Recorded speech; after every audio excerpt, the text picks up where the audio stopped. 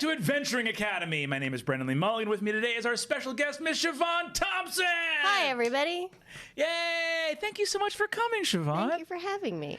I see you're rocking the Dimension 20 Fantasy High Live. I am the show that ruined live shows for the rest of creation because it was the best live show anybody's ever done.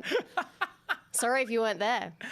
Although you can absolutely go over to YouTube right now and catch the stream of the live show we did. Pretty cool. A truly remarkable time. Very wild. I've done a lot of bad comedy shows, and this really makes up for it. Makes me feel better about my life choices. In Brooklyn specifically. Truly, in Brooklyn, I have done so many specifically very bad comedy shows.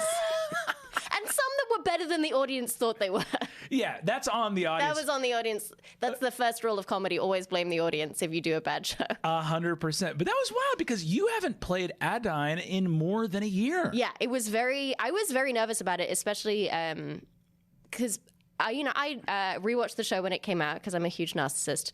But I feel like people are watching this show in a way that's they will remember minutiae that I won't. Right. And also playing a wizard is complicated. Yes. And playing an 8th level wizard is very complicated. Quite. Yeah, there's a lot of stuff that goes into being a proficient spellcaster. Yes. That's and I did fine. I didn't use my portent rolls because the rolls were bad. Yes, that's right. You had a what? I had a 1 and a 9, and then by the time we were into battle, you weren't really rolling attack rolls. You were just killing us. Yes, exactly. And so they were just fully useless to me. Yes. If they were higher, I would have given them to other people, but a 1 and a 9, I can't. Right. You want to give that to anyone on your team. I don't want to let's kill Zach.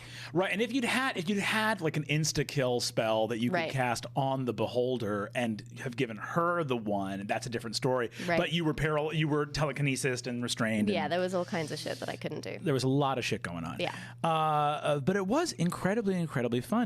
We're also recording this the day after playing our home game. Yes, we changed over from 3.5 to 5e, which a bunch of 10th level characters ported over. It was very it was challenging because I feel like we have 3.5 and 5e are just 2 fully different games. They're just not the same mechanics at all. They have like a couple of the same things, but mostly it's entirely different. Yes, the mechanics are all different. The scale of difficulties and armor classes is totally different. Right, and even like, because I, in my 3.5 campaign, had multi-classed a bunch because that's what you do in 3.5 to get a good character. Yeah. And that doesn't really make sense in 5e, so like figuring out because I was multi-classed into Arcane Archer, but the Arcane Archer in 5e is a very different thing, and so like what do I do? Who am I? Like what's going on? What's my purpose in life? It's a big identity crisis. It is, it really is.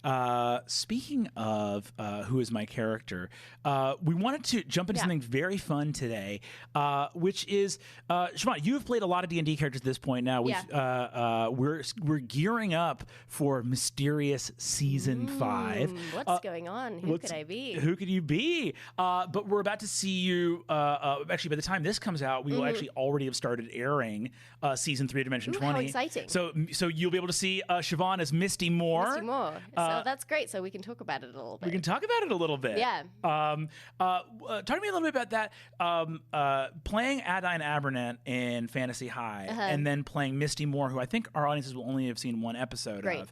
But playing Misty Moore, about as different a character as possible. Yeah, I wanted to make her as different as possible, but also, I mean, mostly, like, I get to play a character who's a New York archetype. Why would I not be Elaine Stritch? Like, it just, absolutely, I'm going to be an old Broadway diva, the best person in the world.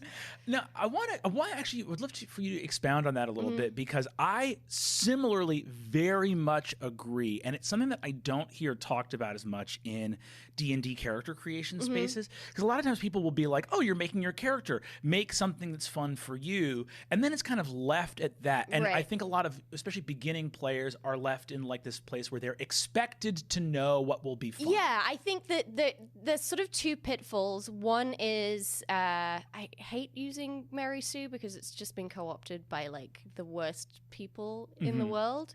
But like I'm gonna create a character who's perfect and has like violet eyes and ruby hair, and I'm gonna be the best at everything. Or and the flip side of that, which is basically the same thing, is just like I'm gonna min-max my character because I am going to win at D&D, which you can't win at D&D. D&D is a fun storytelling game that you play with your friends. It's about success and failure, and failure is often more interesting than success.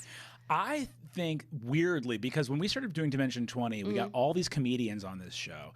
And what I was amazed by, even having played with some people like Allie had never played before playing the first season, is one thing that was incredible to me that a bunch of comedians took to the most naturally that I had often seen non-comedians struggle with is finding a tremendous amount of fun in failure. Oh, yeah. I mean, that's all comedy is finding fun in failure. I feel like maybe it's an urban legend because I've heard it about a couple of different comics, but I'm going to use the one that I heard, which was Stephen Colbert. Used to do a thing when he was in Chicago of like, I'm going to put myself into the most shame-filled experience that I can do so I can basically like inoculate myself against shame. So he would do the thing that I had that he would do is walk as slowly as possible across a very busy crosswalk in rush hour.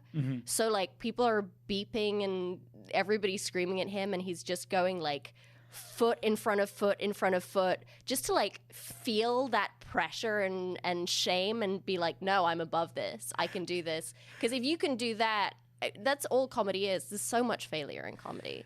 Oh, God. First of all, that's so funny. Also, Stephen Colbert, big D&D head. But yeah, I think that's very true. And there's something about natural ones and poor dice rolls that I think, it can be really frustrating when you're playing them. But I think immediately what we see from like the natural one rolls in Fantasy High and things beyond is that we end up getting things like, "Are you my dad?" Right. And oh yeah, I mean, there's a big thing in improv that is every mistake is a gift. Right. Love that. And all you have to do is, you fucked up. It doesn't matter. Everybody around you is going to pick up that mistake and make it into the best thing in the show. Yeah. And if you're all working together as a team, which I feel very lucky that we do, because that doesn't always happen. There's definitely times when I've been put on teams and you've been put on teams at UCB where you're just like, oh, this is on paper a great team. We're not working, and I don't know why. Why don't we have any chemistry? This is weird. We're friends. Yeah, it's a bizarre thing, and it has nothing to do with whether or not you get along. There are people that you can truly love and adore, and there's that performative chemistry is just not there. And I think we were very fortunate with the first season of Dimension 20, where we all definitely liked each other, but I think some people had worked together less or hung out less. Yeah, I didn't know Lou at all, really. There were a couple people that were like not as familiar with you and Allie kind of had worked for a couple months together at College Humor. Yeah, we had like a little bit of a crossover and we had taken an improv class together, but that's not like. And the chemistry was like electric right when we started. Yeah. It was wild. And that's a rare gift. I wanted to circle back to something you said too, because number one, I think that there is having that comedic training, and I think this is true for anyone watching at home as well, that like, if the point is to tell a good story, failure is a part of any good story. Yes. So both in the playing of the game, when those roles come up, you have opportunities for "Are you my dad?" stuff, but also in the construction of characters, sowing failure, flaws, and the room for growth. Yes. I mean, that was what, when I was creating it, and the reason that I was like, oh, it would be fun to give her an anxiety disorder is if she doesn't have that, she's just a rich kid that's good at magic. Like, who cares? Who cares that she's a rich kid that's good at magic? Like, that's congratulations. Right. And now it's funny because she was a rich kid who was good at magic, but the fact that she had a element of her character that was so relatable to so many people that watch the show and to so many people that play the show, and was also like deeply relatable. I mean, like, we were in line after doing the meet and greet after the show. Adine means a lot to a lot of people. It was wild. I cried like 5 times. It's crazy. It's really meaningful to see a character in the same way that I think Kristen is a very meaningful character for a lot of people to see that LGBT representation in a character, and to have a character who's like as heroic as any other characters, who's overcoming a mental. Yeah, I mean, school is the worst time. If you had a good time at school, go fuck yourself. I don't know what to say. Like, it's really awful. I had a terrible time at school. I personally had a lot of mental health issues. I dropped out of school for a year. It's like, it was not a good time for me. My parents did not homeschool me. They did take me out of school for a year and then were just like, what are you doing? I should say right now that I have never been to high school. Yes. Which is maybe an admission. That's why you're as emotionally healthy as you are. It's truly sickening to me, Brennan. I find it very disturbing. You don't have all of the other disgusting scars that the rest of us have from having to go through a school system that tries to make us something that we're not. I mean, bullet dodged, and I reckon with that privilege every day. Yeah, yes. Absolutely. Yes, there are two types of homeschool kids, and you're the good type. Yeah, exactly. We actually had the two different. Yeah, as a kid who was homeschooled for a while, there's the two. Yeah, there's the hyper religious, like we're not learning evolution, and then there's the super groovy, like we don't want to be in that competitive, institutional. And I was the latter type. Yeah. No, it's really moving and touching. And I also wanted to highlight something you said, because you were talking about like archetype, because you're playing in Unsleeping City, you're playing this. Again, it's so wild to me too to watch, because there are parts of your personality, having known you for a long time, that are Adine, and there are parts of your personality that are Misty. Yes. And anyone that watched those two characters would be like, how do these two relate back to the same person? They're so different. They're so different, but I mean, they definitely come from this aspects of myself, and I think that is a fun way of creating a character, of saying, oh, what is an aspect of myself that I don't really get to explore that much? Yeah. Maybe I'll go play over there for a little bit. The last two PCs I played, I didn't realize this wasn't intentional, but I played Deadeye in NADPOD, who was a hardcore. Being an atheist in worlds where the gods are real is very challenging. But he was someone who scorned the gods and was a very bitter, angry character about that kind of thing, although he had a lot of love for his family. And the character I played before that was a cleric and was the most extremely devout, faith-based. And weirdly, both of them are parts of myself that I'm like, no, that's a very real aspect of myself that I'm trying to. I think that both of those things are very relatable, because I think that the human journey is all about opposites and trying to find the in-between of yourself. I don't know. This is the Misty energy coming through. I mean, it's just such a fun way to get to really play somebody else in a way that even just like regular acting doesn't let you be, because you don't get to be spontaneous in most acting situations in the way that you get to be spontaneous in D&D. Absolutely. And, you know, I think that for me, it's so useful to have a philosophy of character going in. I think that is very useful, because that means that if I have a philosophy of character, that means that you as the DM can set up situations where you can fuck with me. Yeah. Well, I think there's two things. There's philosophy, and I also do want to circle back to the thing you talked about with archetype, which I love, and I wish that was more talked about, is the idea of, I come to the six of you guys with this thing, and I say, we're going to do Magic New York. Yes. And you go, magical Broadway star. Yes. And what I love about that is it is a boon to me when a player character goes, I want to be something archetypal in this setting. So that, because it's almost like a campaign setting, bear with this weird analogy, a campaign setting is almost like this weird dark cave, right? And your players have these little torches, and they go off to parts of this cave based on where their character is from and what they're interested in. Right. And they have their little light, and wherever they choose to root their player character in your setting, of course, gets more light cast on it. And within that, there are things where the player character can choose to like walk up a little platform in that cave, a little stalagmite, and get to this vantage point where a huge chunk is illuminated. Yeah. And those stalagmites are like archetype. Because if you had just been like, I'm going to be a bard. They like live in an apartment in Manhattan. Right. They're just like doing some gigs down in the West Village, but then they're bartending 3 nights a week because like it's not really making ends meet. Like that's boring. And then the barbarian. It's D&D, you can be anybody. You can be anybody. Why wouldn't I be a Broadway star? And you go to that archetype, and suddenly this thing that's like, oh, of course that would have to exist in magical New York. I think that's a great compass for players is what's the character that if you choose to play them, everyone's going to go, of course that character has to exist here. Yeah. Because that feeling of, oh, that is an archetype that truly belongs in this setting is going to fill your sails with so much wind. I am mixing metaphors left and right. But it's going to give you so much purpose to be playing an archetypal character for that setting. Also, and I feel like this is also a problem that is not a problem, but a situation that is maybe more unique to the way that we play Dimension 20 and having this way of telling stories of just one season, where I very much wanted to make sure that Misty was very different from Fig. And one of the things when we played our Zero game, our chemistry game. Yeah. I was winking at people to give people inspiration because I was like, oh, that's how you do it. I, not really having thought about it. It was the first time, Fantasy High was the first time I'd played with a bard. Yeah. And immediately I did it and I was like, this feels wrong. It feels like I'm stealing Emily's bit. And also I'm just like stepping on that character's toes. How would Misty give inspiration? And I feel like those kinds of questions are so useful when you're playing the character versus when you're building the character.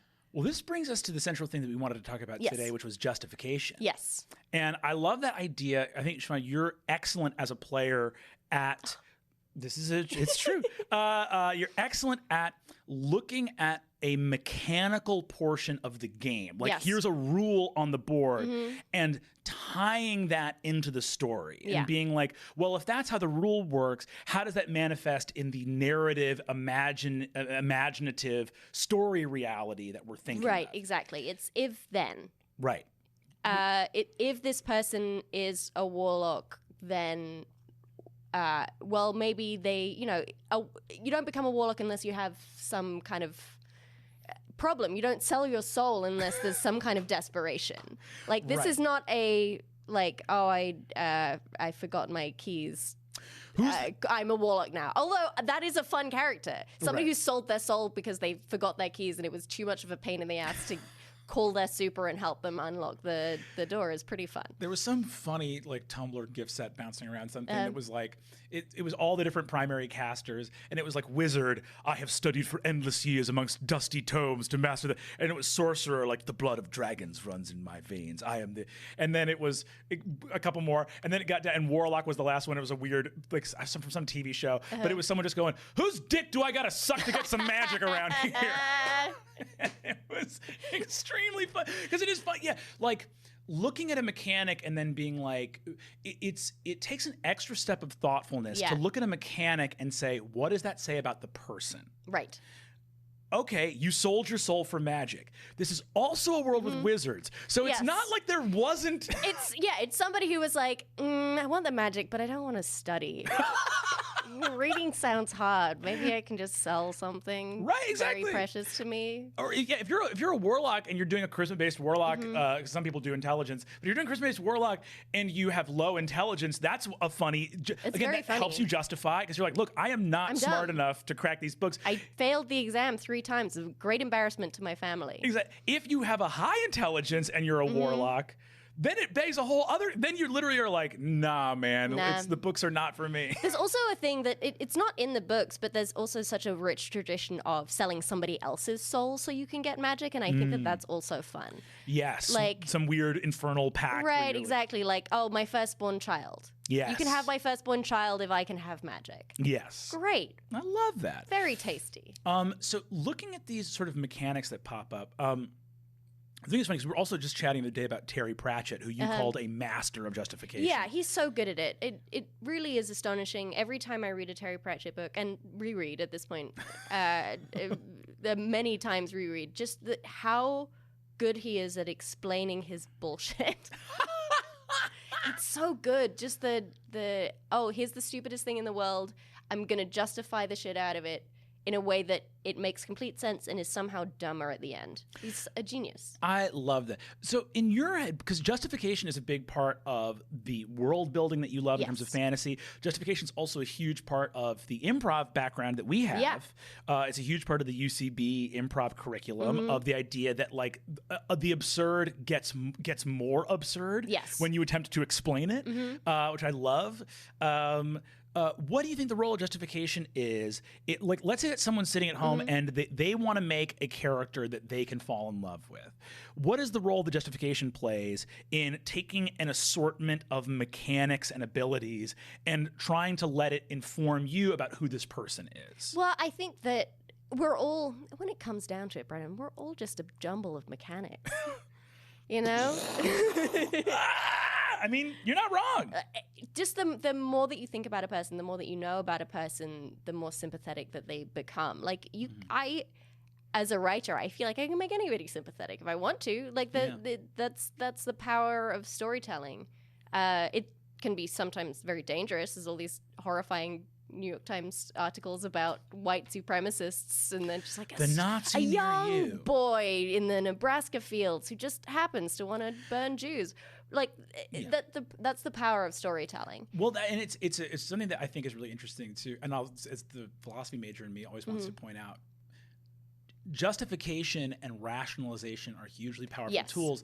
And I think what's so interesting is every one of those authors or writers who does the piece on like the evil person next door always forgets that making you have empathy for a person does not naturally result in excusing their behavior or even not wanting to politically defeat them. Like, it's always interesting when I read those things about like, here's a guy that voted for Trump and he would like all of his neighbors to be deported and he's a huge asshole, but look, he loves his dog. And I'm like, puppy. Good for him. He loves his fucking dog. Puppy. Who gives a shit? It's like the having empathy for someone is not a hole-in-one for now you have to excuse every behavior that they have. No.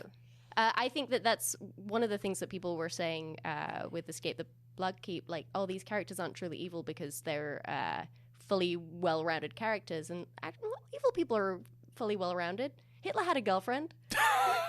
Like, all of these people, they were buddies. They went and hung out in chalets together. It's a failure on our I think, psyche when we're dealing with characters, or I think just out in the world as well, to be like, oh, nobody who was fully human could be bad. Yeah. And you're like, in fact, everyone who's ever been bad has been fully human. Yeah. Like, Unfortunately. So it's like, I think our storytelling in a lot of ways can like warp your mind in dealing with the real world, where you're like, no, that person was nice to me. A villain could never be nice to me. Oh, no, you're definitely like, not for sociopathic reasons. Sociopaths aren't nice. Yeah, exactly. It's not that they're insanely charismatic and that's how they pass through life. Exactly. Yeah, it's very frustrating. But it's so I think we do have it. Yeah. I think you have to balance both truths, which are that like every like character that you have to approach from a means of understanding them. Yes. But I also do think that, especially as someone who, as a DM, plays villains all the time, my job is to play villains as being well-rounded, but also not quibble about the fact that they are wrong and deserve to be destroyed. Oh yeah, every bad guy believes what they believe. Yeah. You know, that's just the nature of humanity. Like, of course. That there are many things that I have believed in the past that I've later on gone, oh, I was absolutely wrong about that. Quite wrong, yeah. Yeah, I was very wrong, and I've learned, and I feel bad about it. You know, that's growing up. Yeah, that's growing up. And hopefully everyone does that, although we know that some people won't. Let's play our game. You're going to pull out a little copy of Xanathars. We want to do a little justification exercise here. So we're going to create a character completely randomly from the charts here. And then we, as master storytellers... what we're doing here is there's a bunch of tables, and you guys can find this in Xanathars. You can find it in a lot of different resources that we have, depending on the tabletop you're playing, whether you're playing White Wolf or you're playing another system. Most systems will have some tables for random character generation. And what we want to do is make a character as randomly as possible, and then showcase for you guys kind of what we mean by justification. Right, because show don't tell. Exactly, show don't tell. Yeah. So if you're at home watching this and you're going like, well, if I want to play this or that, and honestly, a lot of people can get shunted into random character generation, even by like showing up late to character creation, and people have already made all their characters. We need a cleric, so make a cleric. Yeah, and we already have a half orc, so don't be a half. You know, so what I would say is. Looking at these random tables, we want to roll a character as randomly as possible and show how a sort of edge of randomness using the idea of justification of if this is true, then what else is true can allow you to make a character that's actually really playable, even if it started as a random assortment of traits. Yeah, and again, don't worry at all about min-maxing. I think that's a very short-sighted way to play because often your faults are what makes the character most interesting, I think. Yeah. It's much more interesting to have an elf rogue than to have an elf, I don't know, sorcerer. Yeah, exactly. Because that doesn't make sense with the stats that they have, like, or the backgrounds that elves have. Like having a half-orc wizard or having a dwarven rogue. It's like, this is why we're following this person, because they're unusual. Yeah, I think that's great. And I think as long as you make peace with the fact that there won't necessarily be... so going into that, you need to go, oh, I have not optimized this character for their combat mechanics. I have optimized them for interestingness. Yes, and you're in a group of people. You're there to help each other out. It's not just about your character. You fill in the blanks that the other people leave. Exactly. Right, what's the first table we're going to be rolling? Let's do race first. So it's a D100. This is a D100 to see what fantasy species this character is going to be, and we have rolled a 94. 94 is a tiefling. Ooh! Spicy. Infernal. Very Those fun. And then let's do class blood. Next, which is also a D100. Lovely. Let's see what class this character is. Oh, Allie. Sorry. We'll go ahead. Here we go. Boom.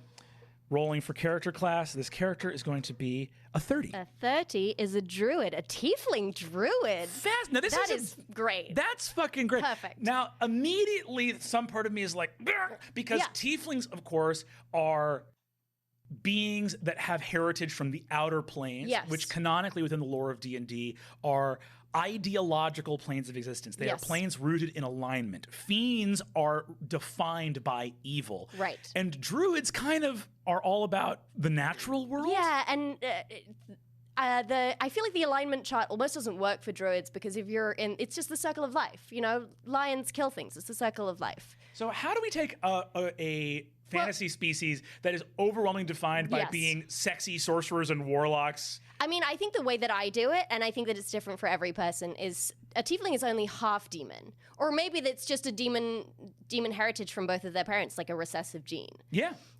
So their tiefling side doesn't define them. You don't have to be torturing people just because you're a tiefling.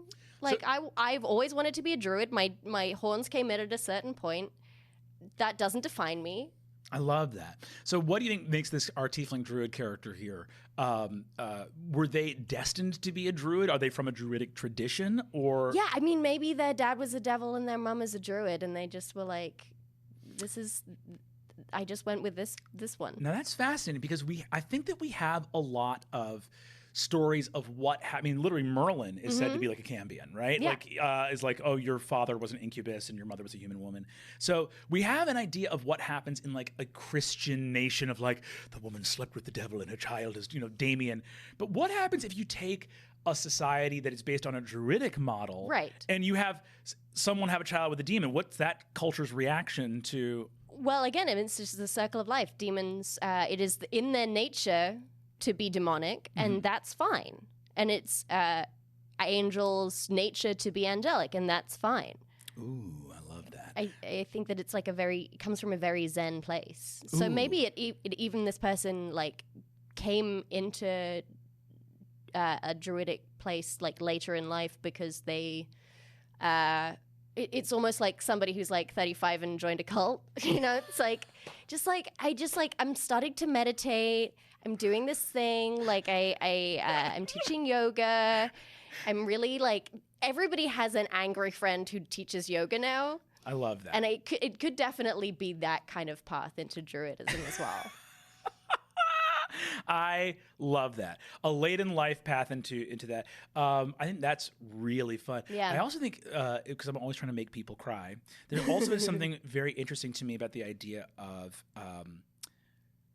again, looking at these two random character traits that we've rolled, immediately my justification brain goes like, why would a tiefling be a druid? Mm-hmm. And immediately a weird thing clicked in my brain where I was like, if you're a tiefling and you have this fiendish heritage Mm-hmm. that most churches, cleric-based churches, would feel some type of way about, either the evil gods would feel some ownership over you, Right. or the good gods would feel some other kind of way. Bears don't judge. None. No And so- judgment from bears. So maybe a tiefling having a reaction of like, I disavow my demonic heritage and also the forces of light that would look at me as some other kind of way. I'm going to the fucking woods. Peace. Yeah. Bye. Bye. Off the grid, bitch. Fun. That's okay. So I feel like there's a Great. fun character background. Let's do another one. Hell yeah. Do we have time? Yes. We sure do. This is going to be for race. This is a 52. 52 is an elf. Is an elf. Hell yeah. Great. And the class here is going to be a 96 is a wizard. Elf So so we're just creating Adine. So let's do from the wizard thing. I'll do D6 is I was a prodigy who demonstrated, this is just Adine, who demonstrated mastery of the arcane arts at an early age. When I became old enough to set out on my own, I did so to learn more magic and expand my power. Truly just Adine. Let's create another one. Let's start again. Well, here's an interesting challenge. How do you take that character? Like, let's say that, because I think that's an interesting thing sometimes when you're starting a group of new people. Yeah. Like, when you have people that are old D&D veterans, they're going to make like, I'm going to be a fucking Modron warlock. And you're like, whoa. But sometimes you have new players, and especially if these players are not very fantasy versed, playing an elven, playing like an elven fighter is going to be something that they just want to do. Yeah. And you're like, and I think that allowing that is very interesting. So let's say that you had to play an elven wizard who was a prodigy at a young age, what's something you think of like, okay. I mean, the thing that pops into my head at first is somebody who used to be a child star. And it's like, I was in the gifted and talented program. It's like, okay, but you're 32. So who cares if you're in the gifted and talented program? Right. You don't need to tell me your SAT score. You're an adult. Yeah, exactly. A lot of the kids who were doing worse than you have caught up and surpassed you now. Yeah. So, why are you bragging about this? I love the idea of an elven wizard. It was like, yes, I was a prodigy. It was a big deal. It was a big deal. 200 years ago. Of course, the way that they do exams now is different now. So my grades sound bad, but they're actually very good. The grading system has changed. They changed it from a 1600 to a 2400 SAT after. My 1600 sounds bad, but actually was good. So just Perfect. take my word for it. Wonderful. Let's roll for another race on here. Great. 97. Is that a tiefling again? 97 is a tiefling again. Do another one. Cool. Oh, no, 97 is DM's choice. Do you want to do a DM's choice? I'm gonna do a deep cut back to. Wow. Let's do, just because it came to my head first, let's do Alagai, which were these cool horned Yeti people in 3.5 that I really liked. One of my first PCs ever was an Alagai fighter who had a paladin tendency. And the class is going to be 43. 43 is a fighter. Alagai fighter. Cool. So the Alagai are kind of always seen as being sort of barbaric. They're out in the woods doing stuff. But fighters, I think that fighters to me are not default non-flavored warrior. Yeah. Fighters are about skill and technique. Yes. So the idea of where did this fuzzy frozen mountain Yeti get insane military training? Right. Real focused, you're waking up at 6 o'clock in the morning to joust level. Where did this come from? Yeah. I mean, maybe he's a ward. Ooh. Maybe there's he's from a vassal mountain state, but he's the son of the lord of that mountain state, and he was taken by the big fancy country next door to train to be a fighter in that place. So we're looking at the Alagai sort of groups, familial groups, clans, whatever in this mountain range are subservient to a more technologically advanced civilization. I'm going to roll on the race chart one more time to see what this neighboring nation is. 38. What's the neighboring 38 nation? is human. Human. Cool. Yeah. Yeah. Solid. Yeah, so the Yetis were taken over by the humans. So I love the idea. So this guy's, the way I see him is like a fighter with a lot of intelligence, or maybe we can say this is a a very militaristic human nation. This Alagai warrior goes there, and they are almost like Beast from the X-Men. Yeah, I mean, it also, like, I think that there's a way to do it where everybody in the human nation is like a dex-based fighter and he's a strength-based fighter, and Fun. like there's always that like clash, like they're trying to make him a dex-based fighter, but he's like, no, I'm strong. I'm very strong. Just the strong one.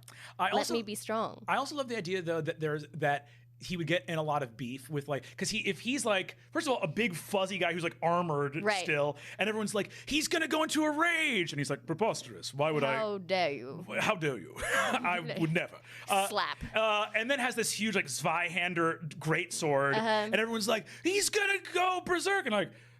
Well, it's egg on your face that you think there are not very concrete fighting forms with a two-handed weapon. I happen to have a two-handed weapon because I'm strong and big, and it fitted, and this was the one that was available at the time when I was training, and I just got really good at it. And my knuckles go all the way to the ground, and this makes incredible use of my advanced reach. So why would I not?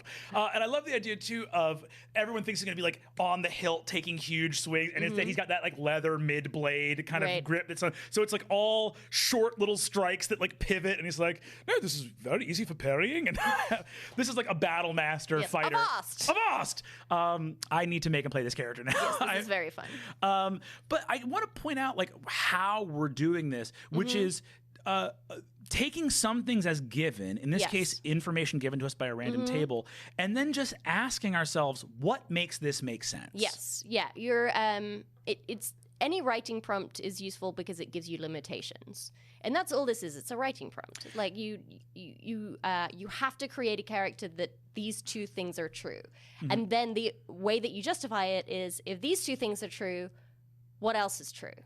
Right, and I think that there's something too, which is we're doing this randomly to show you guys how you can take truly anything and make a fun story out of it. But even if you pick these, I think the same process still applies. Absolutely, yeah. If you go like, I'm just because elves are wizards, so I'm gonna be an elf wizard, so because elves are wizards. And I think like why? Why? And also, what is it? I think asking the question, what does it mean to be an elven wizard? Right. What does it mean to be someone who has truly not strayed from the path? I'm following. My dad did this, and his dad did this, and we're just gonna. I am a very lowercase c conservative person. I'm just this is how you live your life, and I'm doing it. I always wanted. There's another character I wanted to play that I've been battering in my head for a while, which would be an Azamar Divine Soul Sorcerer with like a max charisma, and just play like the hyper bubble person. Because I think so many heroes do have a tragic backstory. Yes. Playing someone who is like, I'm from just like really hot and like really rich and had a really good life. Yeah, like I'm from a line of angel sorcerers. We live in a tower. We go out and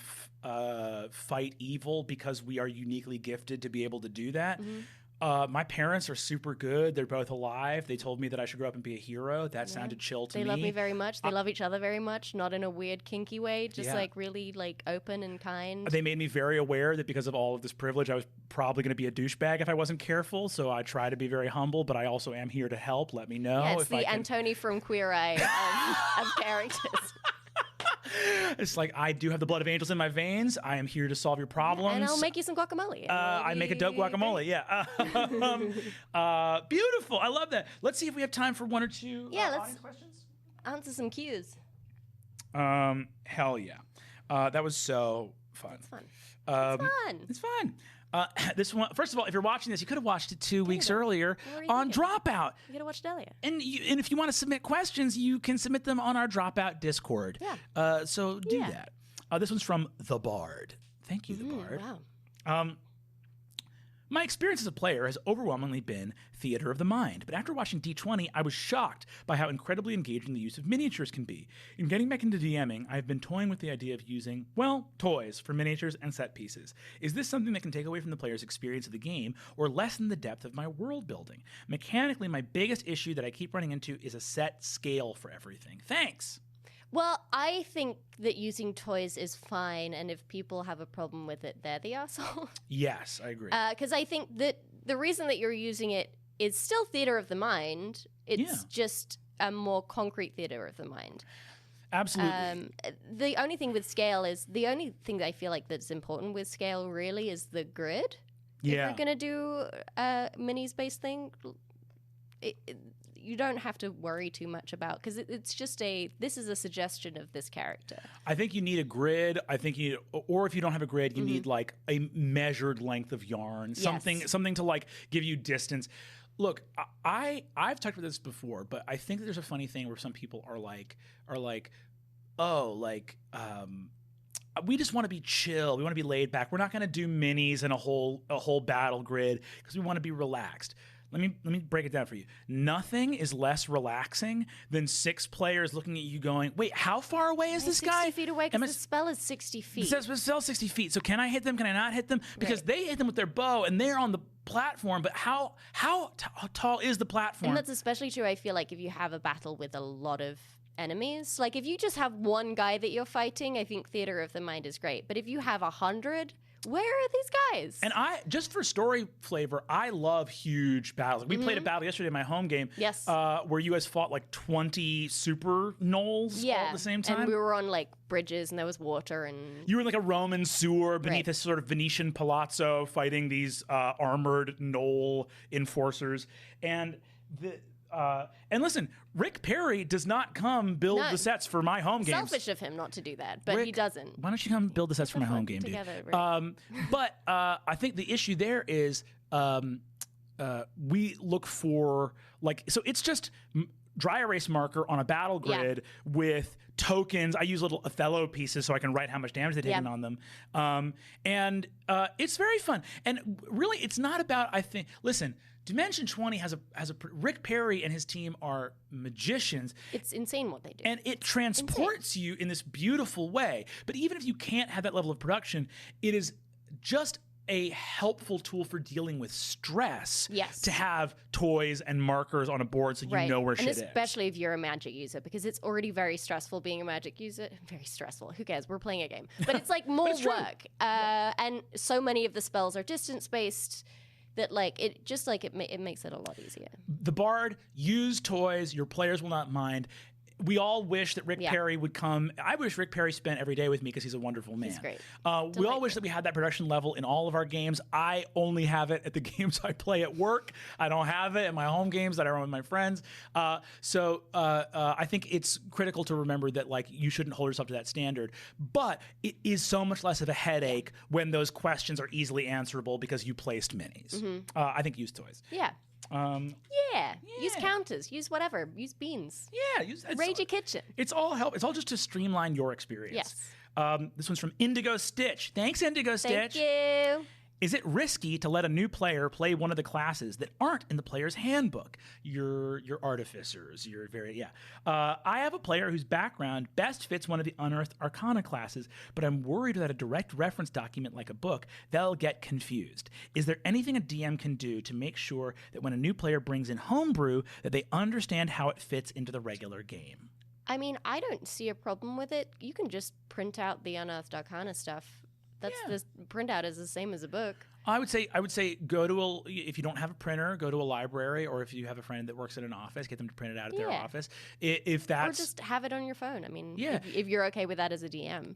If they're able to access the material, I actually like running a lot of stuff off my computer because Command Find is really helpful. Oh my god, it's so useful for spellcasters as well. Just to huge. What is this? What does this spell do again? Oh, I got it. I've been using D&D Beyond. D&D Beyond is awesome, extremely helpful. But I would say, too, that you can be extra forgiving when someone has homebrew stuff. Yeah. This is true because, listen, DMs are going to make up their own magical items. They're going to make up their own feats. You do? I'm kidding. Homebrew stuff makes its way into your game. And I think that what you want to do is find a way to be very forgiving with that, because the amount of play testing and balance that has to happen for the fighter class when it goes out in the player's handbook is enormous. That has to be play tested because it's going to be played in thousands upon hundreds of thousands of games all over the world, right?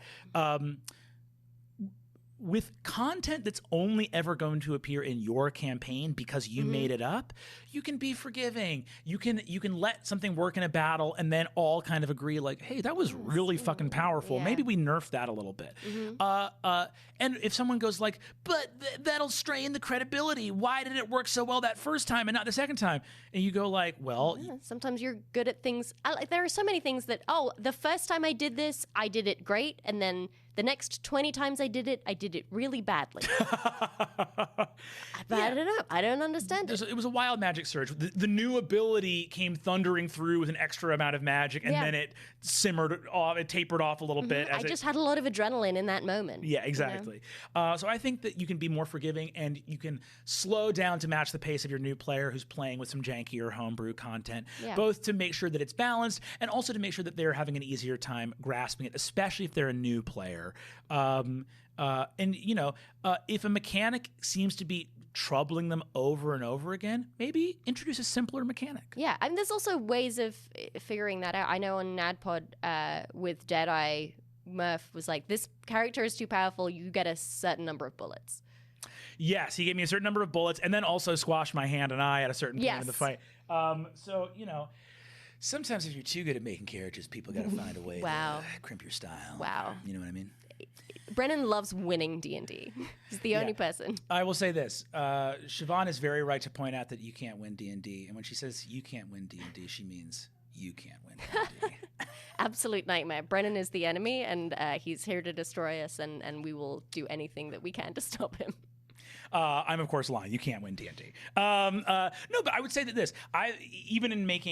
I've made very powerful characters because I find the puzzle of how to do that engrossing.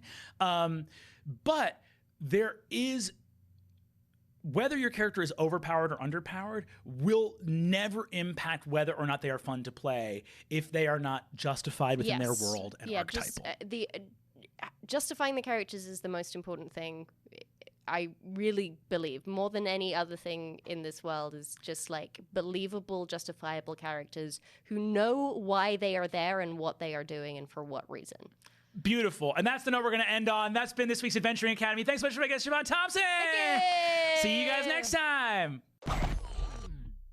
Hey gang, Brennan here. If you dig college humor and want to support what we do, sign up for Dropout. For the cost of a very big dumpling per month, you'll get videos like this a whole week sooner, to chat with us live in the Dropout Discord, and exclusive content such as Dimension 20. There are no stupid questions. Are you my freaking dad? So sign up for your free trial today. Or don't. Do what you think is right. I'm not trying to tell you how to live your life. I don't even know you. That would be crazy. It was wrong of me to tell you what to do. I'm sorry, and that's on me. I'm ruining the CTA?